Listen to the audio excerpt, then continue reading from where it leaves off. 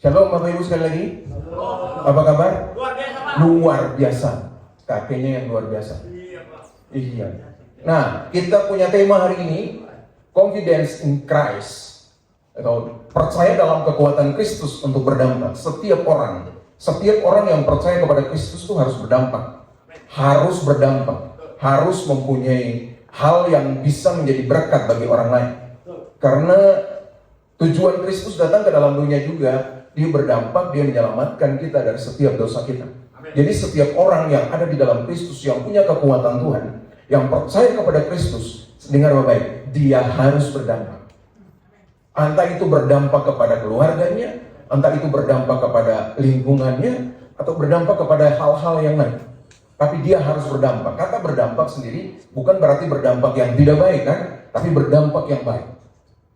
Yesus mau begini, hidup kita ini diubahkan. Karena sebelum Yesus datang ke dalam dunia, menebus dosa kita, hidup kita ini hancur binasa, saudara. Tidak ada dampaknya apa-apa, tidak ada dampak yang baik bagi orang lain. Justru dampaknya dosa, dampaknya itu kehancuran.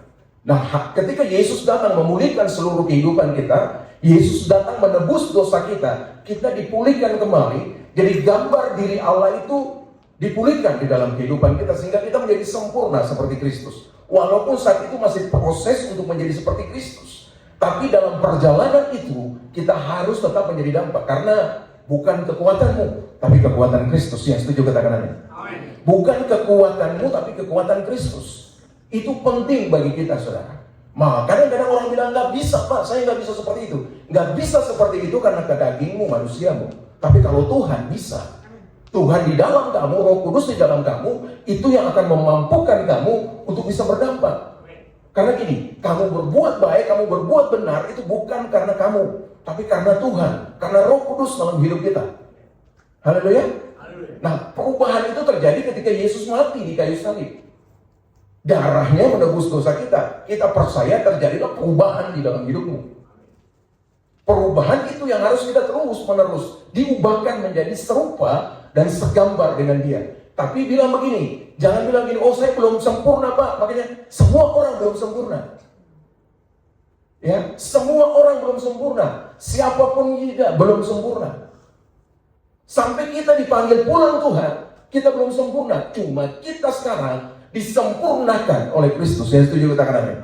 Saat ini kita disempurnakan oleh Kristus. Itu yang jadi kekuatan kita. Sehingga kita mampu berdampak. Kita mampu bisa menjadi berkat. Kita mampu bisa begini. Dalam hidup kita bisa mengubahkan orang lain. Kita bisa mampu mengubahkan situasi yang tidak baik menjadi baik. Dengar, semuanya bukan karena kita, tapi karena Tuhan. Karena Yesus yang ada di dalam hidupmu. Itu yang buat kita mampu untuk melakukan itu. Amin. Kehidupan orang percaya adalah kehidupan yang mempengaruhi dunia atau berdampak bagi dunia. Karena apa? Karena ada kekuatan Kristus melalui Roh Kudus yang bekerja di dalam kita. Yang setuju katakan amin.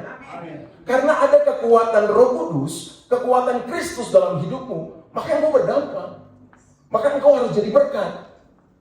Itu tujuan Tuhan dalam hidup. Bukan saja memulihkan dirimu. Enggak, tidak sampai di situ. Pertama-tama dia memulihkan diri kita. Betul. Bagaimana kita bisa berdampak kalau diri kita sendiri nggak dipulihkan? Ya. Jadi kita dipulihkan, tapi bukan sampai stuck di situ. Terus ketika kita dipulihkan, sudahlah saya dipulihkan, sudah. Saya nggak mau lagi untuk bikin, nggak bisa. Tujuan Tuhan, engkau dipulihkan untuk memulihkan orang lain. Haleluya. Tujuan Tuhan engkau diberkati untuk memberkati orang lain. Kan begitu kan? Tujuan Tuhan bagi kita kayak gitu. Jadi kalau kita dapat sesuatu dari Tuhan, dengar, nggak boleh simpan untuk diri kita sendiri. Tapi kita harus bagikan itu juga bagi orang lain. Sehingga orang lain juga melihat Tuhan. Bahkan lebih-lebih orang lain mengalami Tuhan melalui apa yang kita berikan bagi dia. Gitu. Jadi itu sebenarnya tujuan Tuhan di dalam memulihkan seluruh kehidupan kita. Tujuan Tuhan dalam memulihkan kita adalah kita juga jadi dampak. Kita juga bisa memulihkan orang lain. Kita juga bisa jadi berkat bagi orang lain. Nah itu tujuan Tuhan dalam hidupmu hari ini. Jadi jangan engkau cuma duduk di rumah, makan enak, orang lain masih kelaparan di jalan. Halo? Halo? Amin? Nggak bisa kayak gitu, saudara. Tetangga-tetanggamu masih teriak-teriak, lapar. Kamu enak makan di rumah. Itu, kita enak-enak makan di rumah. Nah, kita harus menjadi berkat bagi orang lain. Oke, bukan makanan. Oke, bukan uang. Tapi waktumu, engkau bisa pakai bagi orang lain. Haleluya. Kau bisa pakai untuk orang lain. Artinya gini, engkau bisa duduk dengan orang yang membutuhkan. Duduk diam, dengar dia cerita. Halo? Berikan kupingmu untuk dengar saja. Udah cukup. Engkau sudah jadi berkat bagi dia. Karena ada orang yang butuh seperti itu. Dia gak butuh uang. Karena dia punya uang banyak. Kolam renangnya 7, tapi dia gak mengalami. Dia gak menikmati kolam renang 7. Yang nikmatinya cuma apa? Pembantu di rumah. Gitu. Dia gak pernah merasa damai sejahtera. Dia gak pernah merasa sesuatu yang baik dalam hidupnya. Dia butuh orang yang ingin dicerita. Duduk dengan dia, dengar apa yang dia ngomong. Kalau nggak bisa ngomong, diam saja, dengar saja, dan doakan dia. Haleluya. Kamu dan saya sudah menjadi berkat bagi orang lain. Amin. Ya. Dengar, confidence itu kan bicara percaya diri kan. Nah kadang-kadang kan kita suka percaya diri. Ya, kita suka percaya diri. Cuma percaya diri tanpa Tuhan dalam hidup kita. Ini masalah. Ini persoalan paling besar dalam hidup. Ya, orang-orang percaya pun demikian. Kadang-kadang dia merasa bahwa dia hebat. Kadang-kadang dia merasa bahwa dia jago, dia pintar. Kadang-kadang dia merasa bahwa dia orang kaya, dia berhasil. Lalu apa? Dia nggak tahu Tuhan lagi. Dia nggak pedulikan dengan Tuhan lagi. Dia nggak peduli dengan Tuhan. Yang dia peduli cuma begini. Apa yang dia dapat? Apa yang dia bisa dengan kekuatan dia sendiri. Dengar, ujungnya pasti hancur. Percaya. Saudara boleh lihat orang-orang itu banyak ujungnya pasti hancur. Kenapa? Pakai kekuatan sendiri. Tapi engkau kalau pakai kekuatan Tuhan, kau tahu Tuhan percayakan saya untuk ini supaya saya jadi berkat bagi orang lain. Amin. Cuma satu orang ya. Filipi pasal 4 12-13. Aku tahu apa itu kekurangan dan aku tahu apa itu kelimpahan. Dalam segala hal, dalam segala perkara, tidak ada sesuatu yang merupakan rahasia bagiku. Baik dalam hal kenyang maupun dalam hal kelaparan. Baik dalam hal kelimpahan maupun dalam hal kekurangan. 13 keren. Segala perkara dapat kutanggung di dalam Dia yang memberi kekuatan kepada aku. Haleluya. Segala perkara dapat kutanggung di dalam Dia, Yesus, yang memberikan kekuatan bagiku. Ingat gini, ketika Yesus ada di dalam hidupmu, masalah lapar, masalah lemah, masalah apa lagi? Masalah kenyang, masalah apa lagi? Masalah kelimpahan, masalah apapun, engkau bisa nanggungnya. Setuju katakan amin? Dengar, orang cuma bilang begini, aku bisa nanggung ketika ada masalah. Ketika engkau kelimpahan, bisa nanggung enggak? Halo? Orang kan cuma bicara begini, kelimpahan. Orang cuma bicara begini, kelaparan. Orang bicara begini, kekurangan. Dia bisa nanggung karena ada Tuhan. Nah sekarang begini, orang yang kelimpahan bisa nanggung nggak? Kalau kamu diberkati, kalau kamu jadi sukses, kamu bisa nanggung nggak? Kalau kamu belum matang, kamu belum dewasa, kamu tidak akan bisa nanggung itu. Amin. Karena gini, hal-hal seperti itu bisa menghancurkan hidupmu. Fakta. Ketika orang belum matang, kalau belum dewasa, dapat berkat, dapat banyak uang. Apa yang dia lakukan saudara? Setiap malam ke diskotik. Anak istri di rumah apa? Bahkan ibu-ibu sendiri sekarang udah hebat. Punya pil. Ya. Bukan punya pil koplo loh. Bukan. Pria idaman layu. Tuh. Pria idaman lain. Wanita idaman. Kenapa saudara? Dalam kelimpahan dia nggak bisa nanggung itu. Dalam keberhasilan dia, dalam kesuksesan dia nggak bisa nanggung. Jangan bicara kelaparan, jangan bicara kekurangan. Kalau kekurangan, orang pasti cari Tuhan banyak. Yang setuju katakan amin. Tapi kelimpahan, banyak ketika dia dapat, kesuksesan dia dapat, dia nggak tahu dengan Tuhan. Dia tinggalkan Tuhan. Ini persoalan bagi anak-anak Tuhan. Dia bilang ini, segala perkara dapat kutanggung. Segala perkara itu bukan aja kekurangan kan? Karena dia bicara gini, aku tahu apa itu kelimpahan. Paulus bilang, aku tahu apa itu apa? Kelaparan. Aku tahu. Dan dia bilang begini, aku tahu apa itu kelimpahan dan kelaparan dan kekurangan. Dia bilang ini, segala perkara, kelimpahan dan kekurangan itu aku bisa tanggung karena Yesus ada di dalam hidup. Amin. Yesus ada di dalam hidup. Jadi mari saudara, hari ini kalau engkau diberkati, percaya Tuhan ada dalam hidupmu. Pakai Tuhan dalam hidupmu supaya kehidupanmu berjalan dalam terang, berjalan dalam keberhasilan. Kalau engkau kekurangan, percaya Tuhan tidak pernah meninggalkan. Dia ada di sana untuk menuntun engkau. Dia akan memberikan kekuatan, bahkan memberkati engkau dalam setiap langkah hidupmu. Haleluya, amin. Mari kita lihat, kita bahas sama-sama. Ya, untuk poin pertama. Yang pertama, siap menghadapi tantangan. Yang siap menghadapi tantangan, katakan amin. Yang siap menghadapi tantangan, katakan amin. Saudara, kita hidup di dunia ini bukan berarti ketika kita percaya Yesus selamatkan kita nggak punya masalah lagi, kita nggak punya tantangan lagi. Kita tetap punya masalah, kita tetap punya tantangan dalam kehidupan kita. Amin. Iya. Kalau saudara nggak mau punya tantangan, nggak punya masalah, gampang. Siapa yang nggak mau punya tantangan dan masalah? Tolong angkat tangan. Kan kita suka begitu. Saya nggak mau punya masalah. Ya udah gampang. Pulang aja ke rumah Bapak. Beres kan? Selesai itu. Selama kita masih di dunia, pasti ada masalah, pasti ada tantangan, pasti ada persoalan. Tapi kamu harus tetap percaya bahwa Tuhan yang di dalammu akan memberikan kekuatan bagimu. Sehingga tantangan masalah itu tidak akan menghancurkanmu. Bahkan dia akan memberikan jalan keluar bagi setiap masalah dan tantangan dalam hidupmu. Sehingga melaluimu, nama Yesus dimuliakan. Siap menghadapi tantangan. 1, 2, 3, siap menghadapi tantangan. 1, 2, 3. Ya firman Tuhan, 2 Korintus 4, 8-10. Dalam segala hal kami ditindas, namun tidak terjepit. Kami habis akal, namun tidak putus asa. Kami dianiaya, namun tidak ditinggalkan sendirian. Kami dihempaskan, namun tidak binasa. Wow. Kami senantiasa membawa kematian Yesus dalam tubuh kami, supaya kehidupan Yesus juga nyata di dalam tubuh kami. Wow. Keren ini firman ini, saudara. Kalau saudara baca baik-baik, saudara akan menemukan pengertian-pengertian yang luar biasa dalam firman ini. Dia yang gini, dalam segala hal kami ditindas, namun tidak terjepit. Wah, kamu ditindas, namun tidak terjepit. Dia, namun tidak, kami habis akal, namun tidak putus asa. Tidak, sudah habis akal tapi nggak putus asa. Terus kami dianiaya namun tidak ditinggalkan sendirian. Kami dihempaskan namun tidak binasa. Ya, tangan Tuhan memegang setiap orang yang ada di dalam dia. Tangan Tuhan yang menyertai setiap orang. Maka saya bilang ini, dalam Tuhan itu pasti ada tantangan. Dalam Tuhan itu pasti ada masalah. Haleluya. Nah, nanti kita lihat ayat yang ke-10.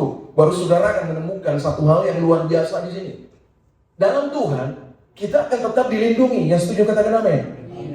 Ada rencana Allah di dalam setiap masalah, di dalam setiap persoalan kita. Sehingga ketika kita ditindas, kita tidak terjepit.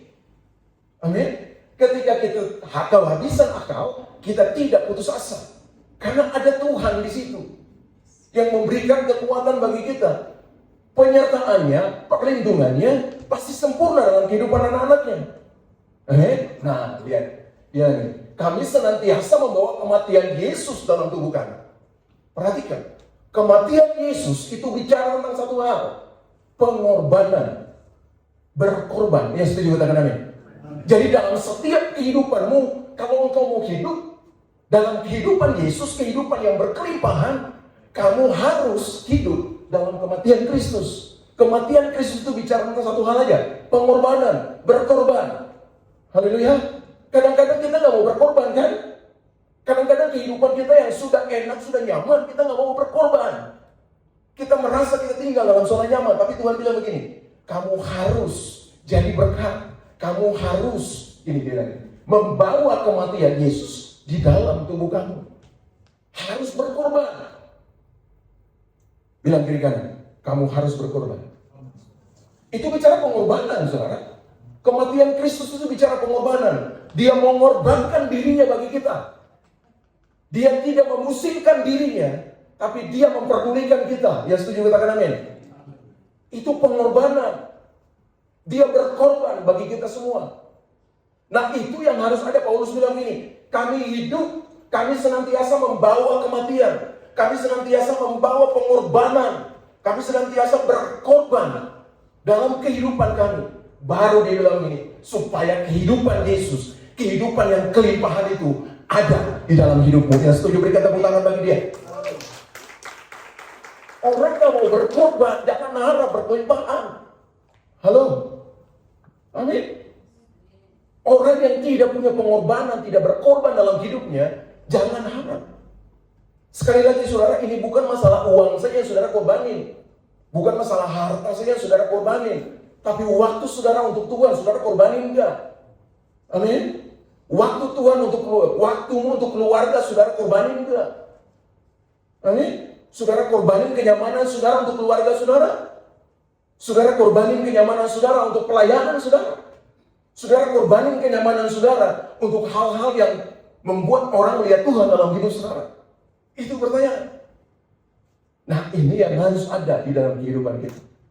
Amin. Jadi bawalah kematian Yesus, bawalah setiap berkorban, pengorbanan di dalam hidupmu, supaya engkau hidup di dalam kelimpahan.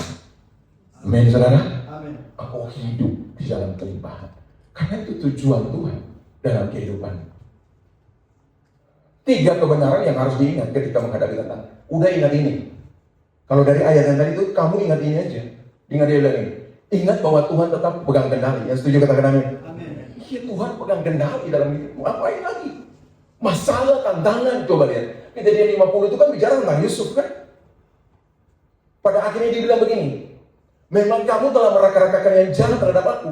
Tetapi Allah meraka-rakakan yang menjadi satu kebaikan untuk memelihara satu bangsa yang sah. Halo? Itu kejadian 50 20 itu. Dia bilang begitu. Kamu meraka-rakakan ini.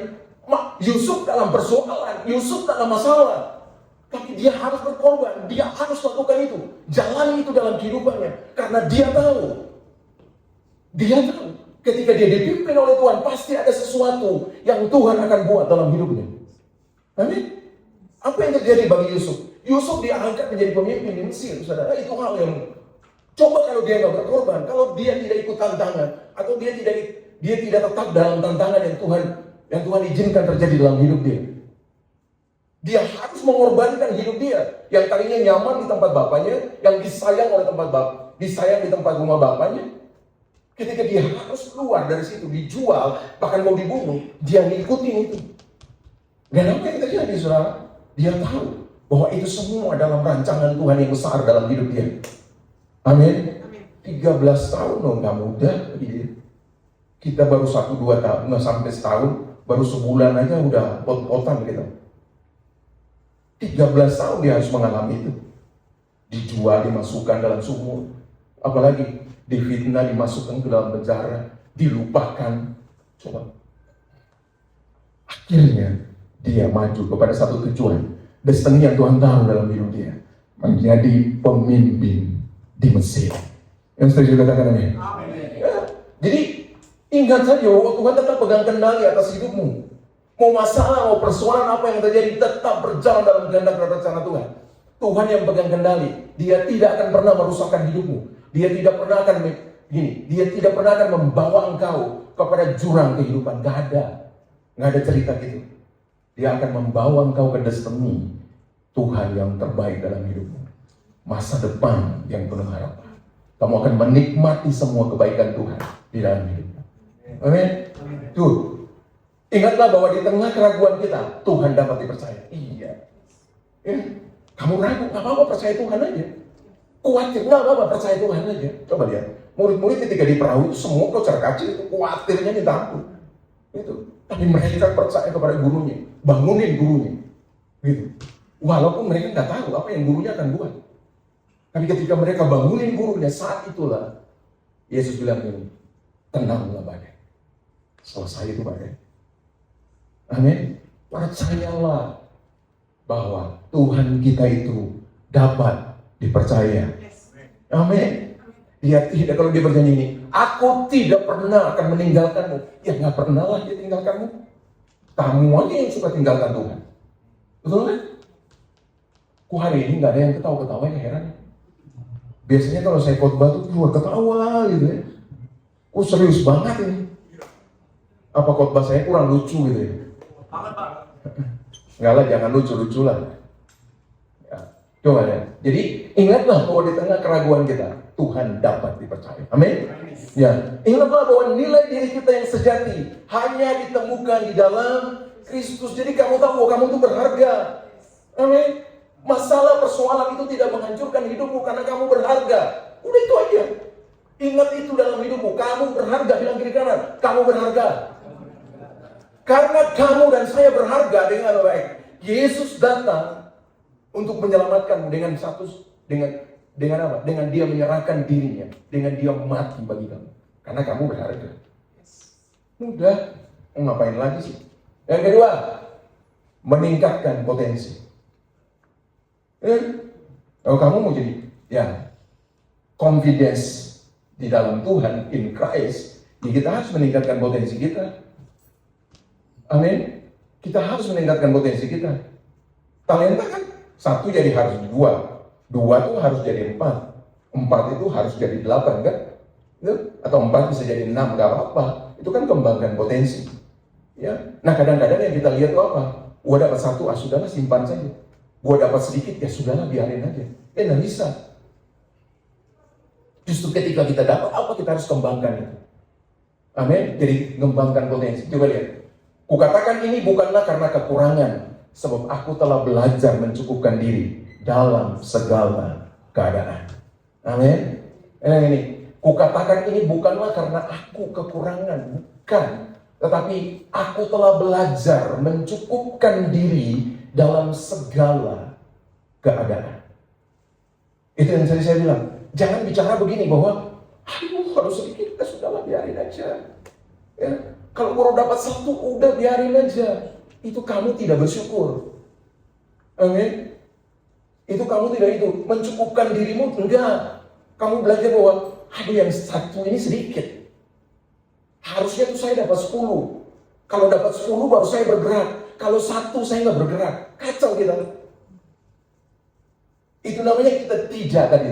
Kita tidak belajar mencukupkan diri dengan apa yang kita punya, yang kita dapat dari Tuhan. Dengar, ketika Tuhan sudah kasih ke kita, itu berarti Dia tahu kemampuan, kekuatan kita. Berkali-kali kan saya ngomong ini, amin. Tapi perlu juga diulang-ulang, nggak apa-apa, saudara. Karena pelajaran itu perlu diulang-ulang. Ya, kadang-kadang kan kita lupa. Jadi perlu diulang-ulang. Dengar, kamu dapat segitu, itu karena kekuatanmu semua cukup di situ. Kalau kamu mau lebih, kapasitasmu diperluas. Yang setuju katakan amin.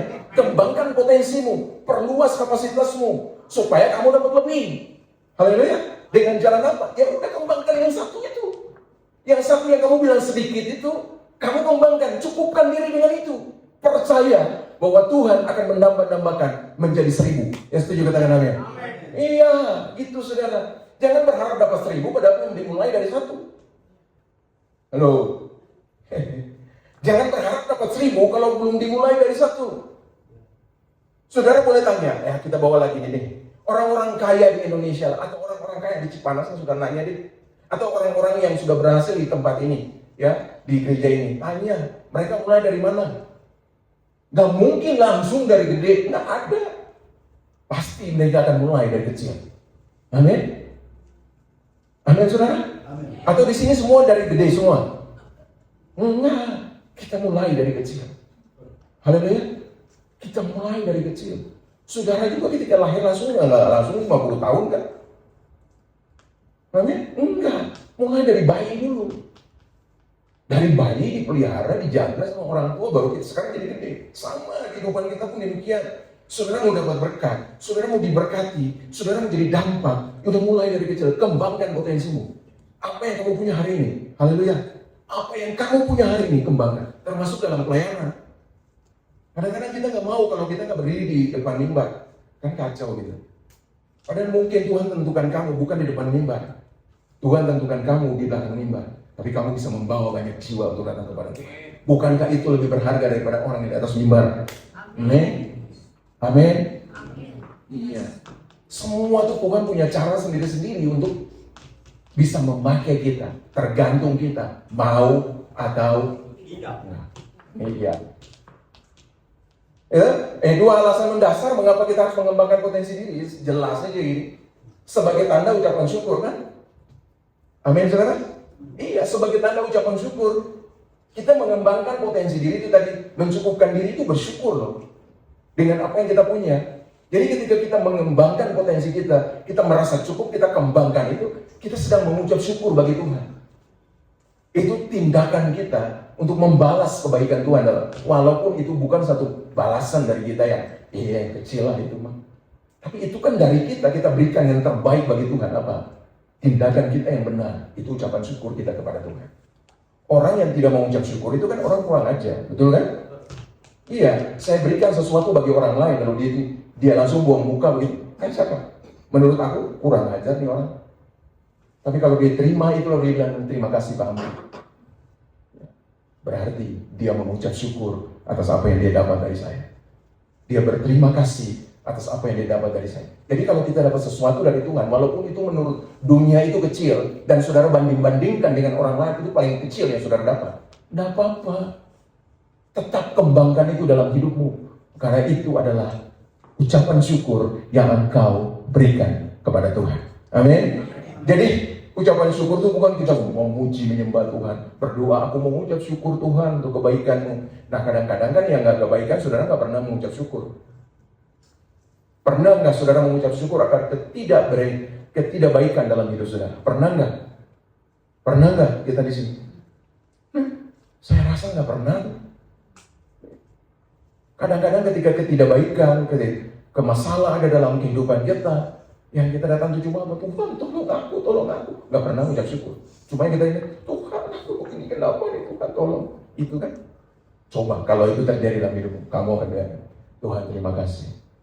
Mengucap syukur untuk semua keadaan ini. Dan aku percaya Tuhan pegang kendali atas semua masalah saya. Amin. Dan Tuhan akan mengeluarkan saya dari masalah ini. Dan saya akan mengalami, menikmati semua kebaikan Tuhan di dalam hidup saya. Amin. Haleluya. Nah, yang kedua tuh gini. Untuk semua kehidupan yang lebih maju untuk berhasil. Kalau kamu mau maju, ya kembangkanlah potensimu. Amin. Iya, kalau kita mau maju, kembangkan potensi. Perluas kapasitasmu. Yang tadi, yang dapat 2, udah kembangkan. Mau jadi berapa ke, yang penting naik dia. Jangan tinggal di 2. Kalau tinggal di 2 kan tadi. Kalau kita lihat di perumpamaan tentang talenta itu, tuannya datang udah ambil. Dipukul, disuruh masuk dalam tempat yang gelap. Di sana akan terdapat ratap dan kertaki. Kan kita kan mau kayak gitu. Tapi yang kita mau, udah kembangkan saja apa yang kita dapat dari Tuhan. Karena itu yang Tuhan berikan bagi saya. Tuhan tahu kemampuan saya, sehingga saya mau melakukan itu dalam hidup saya. Amin. Nah, mengembangkan potensi berarti tidak menyia-nyiakan pemberian atau kepercayaan yang diberikan Tuhan. Jadi kalau kita memperluas kapasitas kita, itu berarti kita tidak menyia-nyiakan pemberian atau kepercayaan yang Tuhan taruh dalam hidup kita. Yang setuju katakan amin. Ya, jangan sampai kamu menyia-nyiakan itu. Ketika kamu menyia-nyiakan, kadang-kadang gitu suka gitu ya. Menyia-nyiakan yang satu ini lalu minta yang lain, kan kacau gitu. Satu ini aja kamu belum benar, mau minta yang lain, kan luar biasa kita ini. Karena mengerti lebih dari Tuhan, dan bisa. Tuhan tahu kemampuanmu, makanya begini, kamu harus kembangkan dulu yang itu. Nanti pasti Tuhan akan tambah-tambahkan bagimu. Ya setuju katakan amin. Ya, Tuhan akan tambah-tambahkan kepada. Terakhir, menjadi teladan. Amin. Jadi teladan. Jadi kalau confidence in Christ, ya, kita sudah gampang lah jadi teladan bagi orang lain. Kalau enggak bisa. Firman Tuhan katakan ini Filipi pasal 3, 17-18. Saudara-saudara, ikutlah teladanku dan perhatikanlah mereka yang hidup sama seperti kami yang menjadi teladanmu. Karena seperti yang telah kami katakan kepadamu dan yang kunyatakan pula sekarang sambil menangis, banyak orang yang hidup sebagai seteru salib Kristus. Wow, luar biasa saudara. Banyak orang yang hidup sebagai seteru salib Kristus. Kita tahu kan, tadi saya sudah bilang, salib Kristus itu melambangkan pengorbanan. Dengan baik, salib Kristus itu melambangkan pengorbanan. Jadi bagaimana kita bisa berkorban? Jangan sampai kita menjadi seteru salib Kristus. Saudara, saya nggak usah ngomong siapa yang jadi seteru salib Kristus. Tapi dari penjelasan saya, saudara harus ngerti. Ya. Dengar, salib Kristus itu kan bicara tentang pengorbanan Kristus di kayu salib bagi kita. Pengorbanan, dia berkorban bagi kita. Jadi, kalau orang yang tidak mau berkorban, orang yang tidak berkorban, ya udah. Itu disebutkan apa? Saudara sendiri yang jawab dalam urusan. Ini mari kita belajar untuk itu. Jangan sampai kita salah. Dia bilang, Paulus bilang ini, ikut teladanku dan perhatikanlah mereka yang hidup sama seperti kami yang menjadi teladanmu. Ada orang-orang yang di luar murid Kristus, murid Paulus itu, mereka hidup seperti teladan Paulus. Paulus mengajar ke teman-temannya untuk kamu harus meneladani aku, yang hidup seperti ini, meneladani aku. Jangan orang di luar sana aja teladani, kamu sendiri yang dekat dengan aku, kamu tidak teladani. Amin. Hari ini banyak orang yang di gereja. Saya nggak bilang di gereja sini, tapi kalau ada di gereja sini bertobat hari ini. Kalau belum seperti itu, saudara, mari kita belajar untuk itu. Ya, menjadi teladan, mau berkorban, sehingga banyak orang yang dibenarkan untuk percaya kepada Tuhan. Melalui itu.